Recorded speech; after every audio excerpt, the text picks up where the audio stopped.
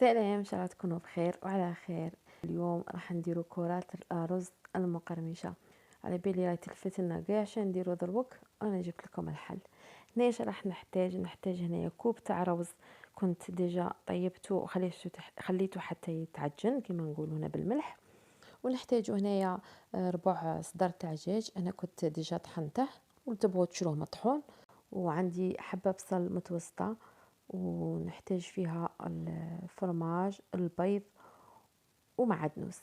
هنايا بغيت نزيد نطحنه، وانتم اذا تعجن لكم بزاف ما تطحنوش، ديروا في ريسيبيون هكا وحطوا الروز تاعكم، حطوا اللحم، حطوا البصل، وزدت لهم حبه تاع ثوم ولي زيبيس كاملين، وكما نقولوا مرسوهم بيديكم. انا راح نعاود نطحنه الخاطر كان ما طابليش شويه، قعد حبات كما نقولوا. المهم، واليوم باغاش تاني دير البصل ما ديرش البصل، دير غير الثوم برك وحده. هنا نديرو لي زيبيس، هنا درت كيري تاع الدجاج، ودرت بابريكا، ودرت الحرور اللي هو فلفل اسود، وهنا ضفت الزنجبيل، هنا ضفت مغرف تاع شابلور، وضفت مغرف تاع معدنوس هنا يكون مقطع رقيق، انا كنت دايرته في المجمد. نضيفو صفار البيض، البيض راح نستعملوه للترماد.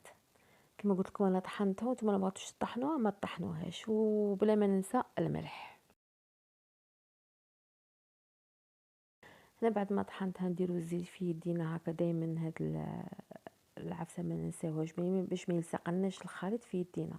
ندو كره ونبسطوها كيما هكا، وانا راح نحشيهم بالفرماج.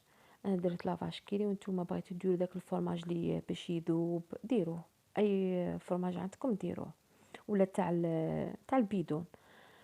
بعد رمدوها نديروها نغطسوها في البيض كما قلت لكم، ونديروها في الشابلور. نعاود نخدم لكم وحده. انا كما قلت لكم لبسطوها، كاش اللي ما يعرفش يدير هاد الخطوات.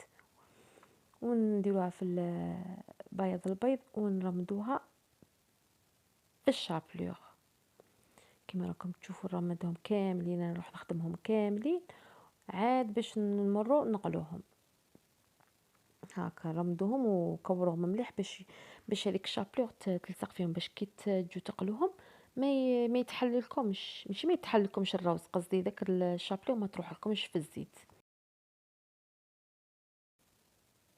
انا راح نرافقها بهذا الصوص اللي درتها بالصوص بالحمص.